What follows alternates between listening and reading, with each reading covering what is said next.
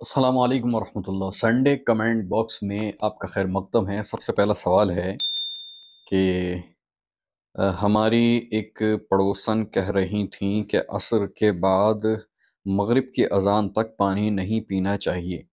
میں نے پوچھا کیوں، تو جواب دیا کہ اس وقت زندہ انسان پانی پیتے ہیں تو اس سے مردوں کو تکلیف ہوتی ہے۔ کیا یہ خیال درست ہے؟ دیکھیں، عصر کے بعد پانی پینے سے یا عشاء کے بعد پانی پینے سے مردوں کو تکلیف ہوتی ہے، تو مردے جو ہیں وہ دنیا کے اندر نہیں ہیں، بلکہ وہ عالم برزخ میں ہیں۔ دنیا کے اندر کوئی بھی کام ہو تو ضرورت نہیں ہے کہ انہیں تکلیف ہو یا انہیں راحت پہنچے۔ ہاں، جو ان سے متعلق کام ہیں، چیزیں ہیں، ان سے ہو سکتا ہے انہیں کچھ تکلیف پہنچے، جیسے کہ وہ کوئی ایسا برا کام کر گئے ہوں جس کا گناہ انہیں ملتا رہے اور ان کے ذریعے لوگ گناہ میں شامل ہوں، تو ظاہر ہے کہ ان کو جو ہے وہ گناہ ملے گا، تکلیف ہوگی انہیں۔ اور کوئی اچھا کام وہ کر جائیں جو صدقہ جاریہ جسے بولتے ہیں، تو اس کے ذریعے انہیں اجر و ثواب ملے گا اور وہ خوش ہوں گے۔ لیکن پانی پینے سے ان کا کوئی نہ فائدہ ہے نہ نقصان ہے۔ تو یہ سب جہالت پر مبنی باتیں ہیں، اس سے دین کا، اسلام کا کوئی تعلق نہیں ہے، تو ایسی باتیں سن کر اگنور کر دیا کریں۔ دوسرا سوال ہے کہ اکثر لوگ کہتے ہیں کہ دو لڑکیوں کی شادی ایک ساتھ نہیں کرنی چاہیے۔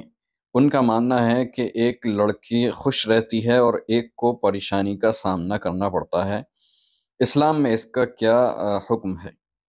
لوگوں کا یہ عقیدہ رکھنا کہ ایک لڑکی پریشان رہے گی اور ایک صحیح رہے گی، اس کا مطلب آپ نے پہلے سے ہی ان کے فیوچر کو متعین کر دیا، جبکہ یہ غلط ہے۔ فیوچر صرف اور صرف اللہ سبحانہ و تعالیٰ کو معلوم ہے کہ کون خوش رہے گا، کون غمگین رہے گا، یا دونوں غمگین رہیں گی، یا دونوں عافیت کے ساتھ رہیں گی، خوش رہیں گی۔ تو یہ بھی جہالت پر مبنی بات ہے، اس کا اسلام سے اور دین سے کوئی تعلق نہیں۔ تیسرا سوال ہے کہ اگر کوئی ہندو روزے داروں کو کھانا کھلانا چاہے اور ان کو افطار کرانا چاہے تو اس کے لیے کیا حکم ہے؟ کیا روزہ جو ہے وہ قبول ہوگا یا نہیں؟ وہی، اگر کسی غیر مسلم کی کمائی، اس کی محنت کی کمائی ہے، کوئی غلط قسم کا مال نہیں ہے، مال حرام نہیں ہے اس کا، اور جائز پیسے سے وہ کھلانا چاہتا ہے، افطار کرانا چاہتا ہے، تو یہ عمل درست ہے اور دعوت اس کی قبول کی جا سکتی ہے، اس کے یہاں کھانا بھی کھایا جا سکتا ہے۔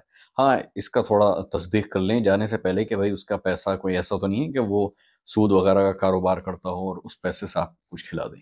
چوتھا سوال ہے کہ سفر میں اذان پڑھنے کا کیا حکم ہے؟ سفر میں دیکھیں، چاہے اکیلے ہو یا اپنے ساتھیوں کے ساتھ نماز پڑھیں، تو بہتر تو یہی ہے کہ اذان دیں اور پھر اس کے بعد اقامت کہیں، پھر اس کے بعد نماز پڑھیں۔ اور اگر ایسا نہیں کرتے ہیں تو کم از کم اقامت تو جماعت کے لیے کہنی ہی چاہیے، پھر اس کے بعد نماز پڑھیں۔ پانچواں سوال ہے کہ میں متعلقہ ہوں، میری 5 سال کی بچی ہے، اس کی پرورش کا حق کس کو حاصل ہے؟ دیکھیں، نابالغ بچی جو ہے اس کے پرورش کا حق اس کی ماں کو ہے۔ اب اگر اس دوران اس کی والدہ نے، اس بچی کی ماں نے کسی اس لڑکی کے غیر محرم سے شادی کر لی، نکاح کر لیا، تو پھر اس بچی کی پرورش کا جو حق ہوگا وہ نانی کے پاس ہوگا، وہ نانی کریں گی اس کی۔ جب بچی بالغ ہو جائے گی تو پھر اس کے والد کی نگرانی میں اسے دیا جا سکتا ہے۔